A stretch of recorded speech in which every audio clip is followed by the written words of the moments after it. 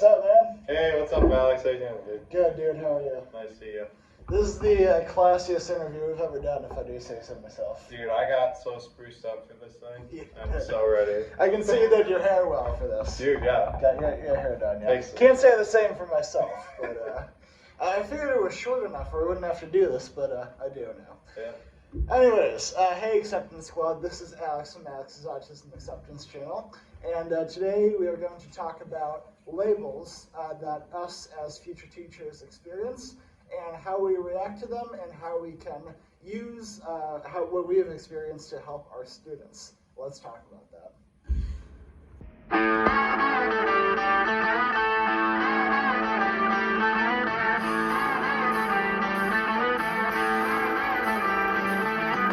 Making autism content Monday and Thursday. No, I wouldn't have it any other way. Making education an inspiration for all. If you ever have a question or concern, just give me a call, 'cause I'll be there for you. You'll be like, oh thank God, I'll be there for you. Part of the acceptance squad, I'll be there for you, 'cause you're there for me too.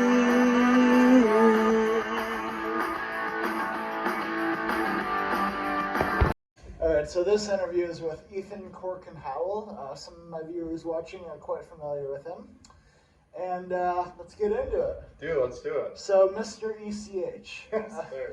Yeah. So, what is your label and how much do you think it impacts you? So, my label is someone who has dyslexia and also I'm dysgraphic.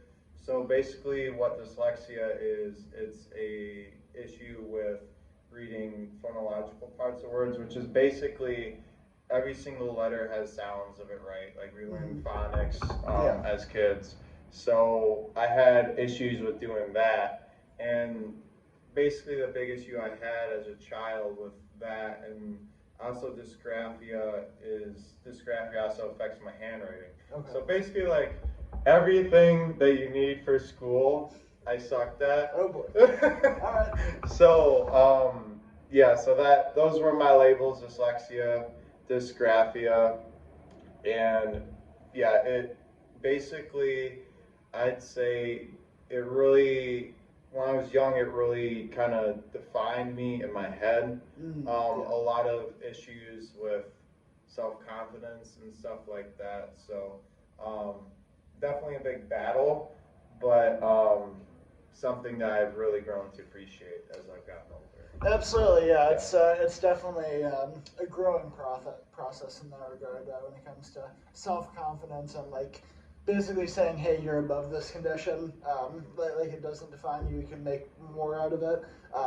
That was something I struggled with till I was probably about 18. I had a lot of behavior issues in school, and that was because I was like, oh yeah, I have autism. There's not much I can do about it, which was BS. Yeah. And so just coming to terms with that like I'm my own individual, and a doctor can't tell me who I am, that was very impactful for me. So I'm glad it was for you. Yeah.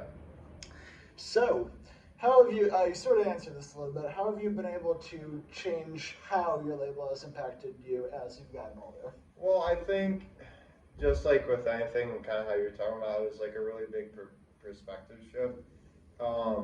It took a lot of mentors and stuff to help me do that. It's definitely a journey not on my own, and I've been blessed to have a lot of people that says you can do anything with this label, and I think my biggest perspective has come up as a blessing for me because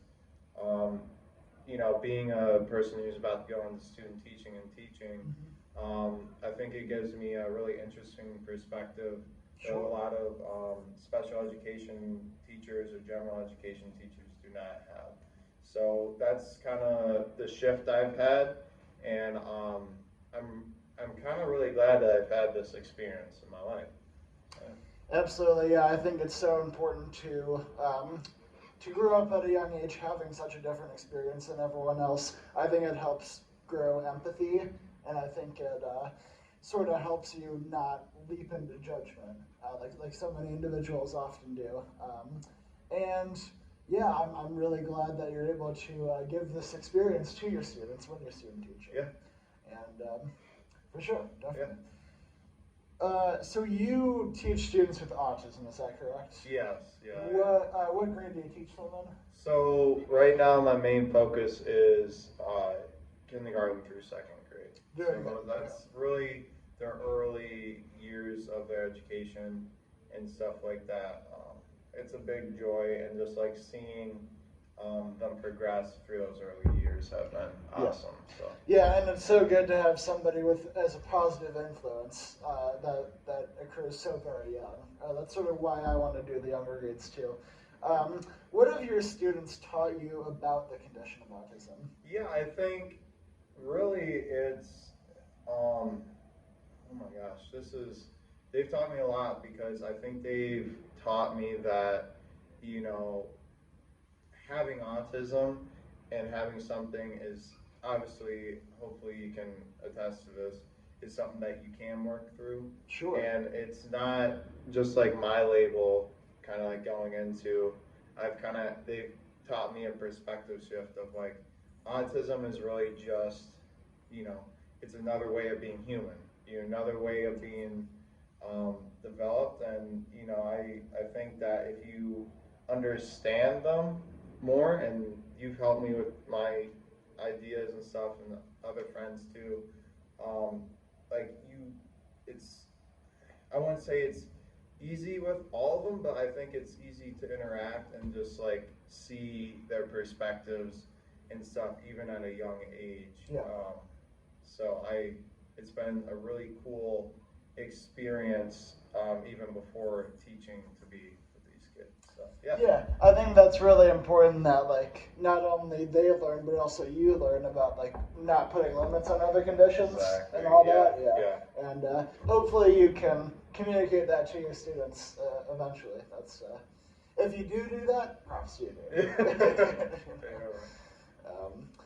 So, Ethan, why do you think it's important for adults who teach children with neurological challenges to have neurological challenges themselves? I think it's important for them to have those influence in their lives, Influence, And kind of like going back to the last question too, I think it ties in perfectly, because just having those mentors and having those good. just like keep going. it's like it's time. Having those mentors and just like people to relate to. I mean, sure. If you can't relate to the child or the thing that they're going through, I think sometimes there's kind of like this, oh, I'm above them. But as we've been talking about, like anybody at any level, we're all human, and we're all, made just differently. And what's the difference between me and your label is that we just have a different label, and we're just, created different, and we have these certain skills and strengths, and we also have these like different, weaknesses in some areas, but we learn to overcome them through having teachers who also have that experiences. 1,000%, yeah. I mean, that's absolutely some of the most impactful teachers I've ever had were neurodiverse in some way, because they were able to work with me more than neurotypical teachers. And that's not like an outlier or anything. That's happened with every single teacher I've had. Neurodiverse teachers were more willing to work with me. I think that has something to say about that. What do you say to individuals who try to put you specifically in a box of everyone else with your condition? I mean, it's just like anything. I think if you say to people, autism spectrum, right? A lot of people accept that, and like it's like you could really easily see like the spectrum of it. I think with dyslexia and just learning challenges and learning disabilities in general, I think it's harder to put on a spectrum for a lot of people. Okay. And if you talk to a dyslexic, just like a lot of my friends who are going and teaching with dyslexia as well, because a lot of us have a heart for it, is that, we all had challenges, but they were all different. And, I think just like anybody who, there's a lot of famous people with dyslexia. Oh yeah. Whoopi Goldberg and other comedians, and a lot of people who are really creative. And the more you look into dyslexia, the more you realize is that those brain cells that were supposed to go reading went elsewhere. And a lot of people who have this is like more creative, more and into different things that a lot of people can think of. Like my thing is comedy, and another person's might be drawing or something like that. So I think we have a different perspective on the world. And if I were to like really narrow it down, I think is that just like anything, like there's a spectrum, and there's also beyond that, there's certain skills and abilities just like different people with autism have that we have. It's just it might not be as upfront as having I don't know if you use the same term, but like special interests as a person with autism. So Special interests, yeah. yeah, so it's Yeah. So essentially, what it boils down to is like inexperience on their part, right? yeah. Is that what you're getting at? Yeah, definitely inexperience, and I think since my label and this, just like with ADHD or something, is not as upfront or seen as much as other ones. I think sometimes it's easy for people to put us in a box, and yeah, so that's an experience with us and not really talking with us. Sure, yeah. Yeah. And yeah, absolutely. So this is a pretty long question. That's all right. Yeah, I'm looking at the question. I'm like, man, this is a paragraph here. Okay. Yeah. Did a whole research paper for this question. Two-part question. All right. Do you believe that individuals with neurological challenges can overcome the current barriers that today's society places? If so, what do you think needs to be done to make that happen? I mean the resounding yes. I think there's a lot of even people with cognitive impairments, which is like more severe, affecting their IQ. Yes. They're much more achievable than a lot of people put them out to be. And like the biggest thing is that you can have, you need the mentors, but also too, as I've learned in going through before student teaching, is like the biggest thing is that you just need the right tools.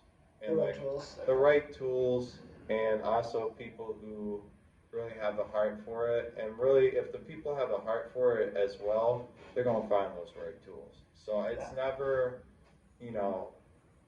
I'd say like people even with like the most severe of like quote unquote differences or neurological differences, there's still definitely things that they can rise and become, as long as people around them are willing to help them and stuff. And also too, I think just like we've been talking about, it's a big perspective shift because, before me and you had our perspective shifts, we really struggled and stuff. But I think it's really just a mindset about it. And also too, like when I work with kids and they say, I struggle with anxiety and I can't do this, or if I struggle with this is why I can't do this work. I'm like, I get that you're saying this right now, and I get that you don't have the perspective shift, but the biggest thing is this, like, you really need to, I don't want to use the word crutch, but I'm going to use it. I say, like, if you use your thing as a crutch, you're defeating yourself. Yes. And, like, that's, like, my thing to, like, every kid with anything is that if you allow it to, it'll overtake you. So, like, don't let people opinions of other people, like, define you, and also don't let the negativity around your label defining you. So, yeah. Absolutely. Yeah. I think so much of it has to do with like success and all that. I think so much of it has to do with like confidence in yourself. I think a lot of the barriers that society places today are mental barriers. Exactly. And if you overcome that, like based on, like you said, with the right tools and with the right support, then you can smash through a whole lot of those barriers. Like I've made it farther than a lot of people have thought, and it's because I didn't listen to them rather than I did listen to them. It's sort of like in the case of student teaching, like, yes, I didn't end up passing that, but I went down with a hell of a fight. Yeah, exactly. And I went farther than most people would have if they had said, hey, you know what, I'm just gonna, like, this is an unwinnable battle, I'm just gonna give up, I'm not even gonna try to the end. And that just produces more positive results. And like, kind of going off that too, not to go down a rabbit hole. Yeah. I think too, I don't know if you had the same experience, but me and you got so used to failure as kids that I think as adults, that's another thing we have the benefit of. Absolutely, learning how to handle it. Exactly, and I think that's something that, you know, as me and you, as we go into teaching or whatever we do with people, we can really help is like, these kids are going to be failing a lot more than, you know, their peers around them, and just encouraging them and getting back up, you know, getting back up on the horse per se is like so important. It ain't about how hard you can hit, it's about how hard you can get hit. And so, you seen Rocky? Yeah. All right. So you know what I'm talking about. I want to run up some stairs right now. So. No wonder we're best friends. So sort of like going back to what you said earlier about like the right support. So would you say it's more of the responsibility on the people in charge of the children rather than the children at that early age? Yeah.